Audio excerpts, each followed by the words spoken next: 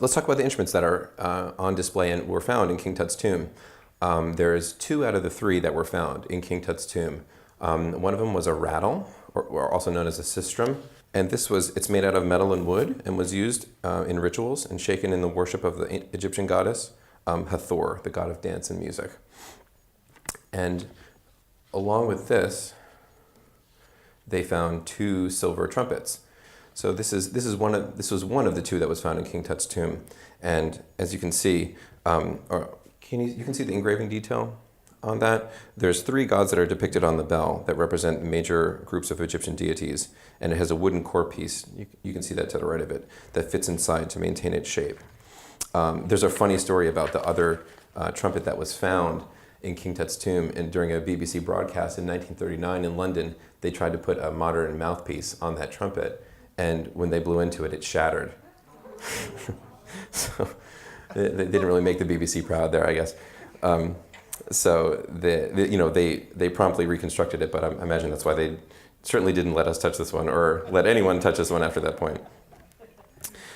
So trumpets were painted in pictures for the first time around 1400 BC, and they were used by soldiers, and this is in ancient Egypt, and they were not solely used for military use. They were also used in sacred worship. And so let me give you a little rundown of the other instruments from King Tut's time that we're going to be drawing influence on. Keep in mind that as we're talking about these instruments, most of them migrated from the ancient Silk Road to Egypt. There's a couple of exceptions which I'll talk about that are important as well. But that's kind of an amazing thing that it was remember the ancient Lapis Lazuli trading routes.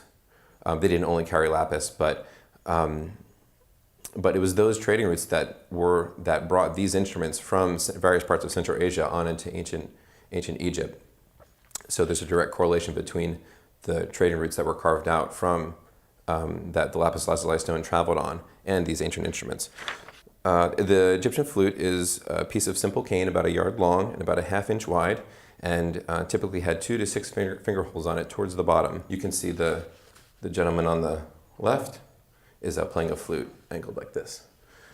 And so Steve, will you come up? It's time for Steve Adams to come up. The wonderful Steve Adams, everybody. Give him a big hand. Yeah. So now, full disclosure here, Steve is a fantastic saxophonist and flautist. He doesn't practice the ney every day.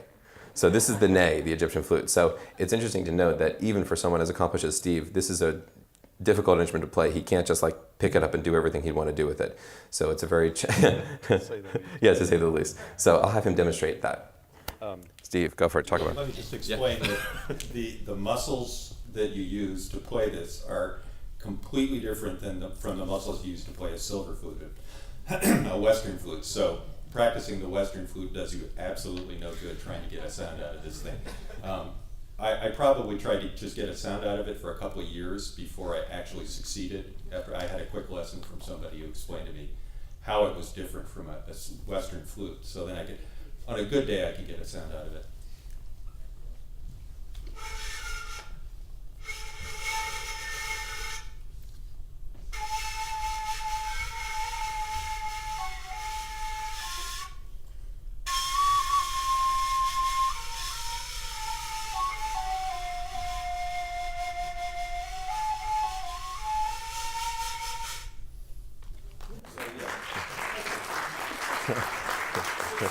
So you can see it's just a very simple piece of reed that's been angled off at the top and has 1 thumb hole here and 6 finger holes here. And it's very, very simple instrument.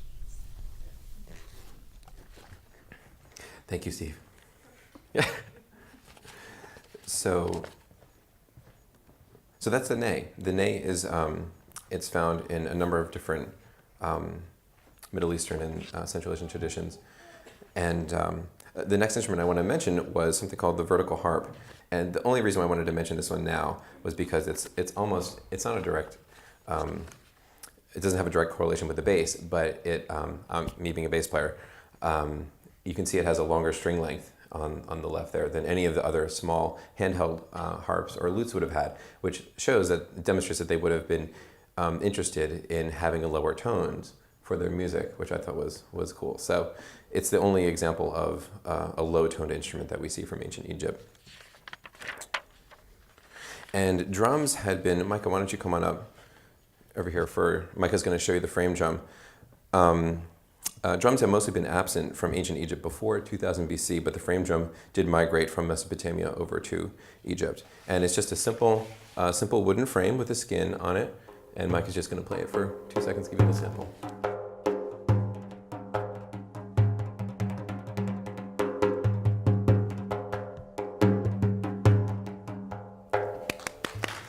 Thank you, Micah. The Egyptian oboe is a really important instrument that I want to talk about. What's significant about the Egyptian oboe is that it was made with two different horns stuck together or right next to each other.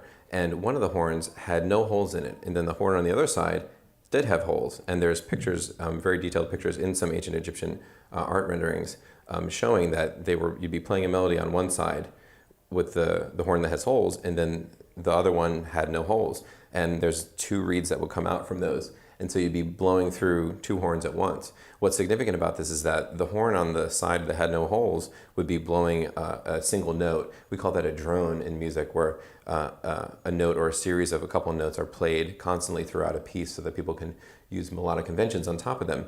And what's significant about this is that that's a really fundamental concept to so many different musical traditions today. It's in the Persian music tradition, in Indian music, you would hear it. It's a very common thing. And so what's significant is that this shows that this idea in one instrument was encapsulated even back in ancient Egypt. And the Egyptian oboe was invented in Egypt. It did not arrive from Central Asia. It was an Egyptian creation. So I found that to be really, really important. You're going to hear that theme of a drone with melodies being played over top of it quite a bit today, or tonight, in the music and some of the samples I'm going to play for you. So of the other ancient Egyptian instruments, lutes came about. They have small wooden bodies, as we talked about, with a long neck with frets. There's many modern lute descendants of those, and we'll be especially talking about those in a second.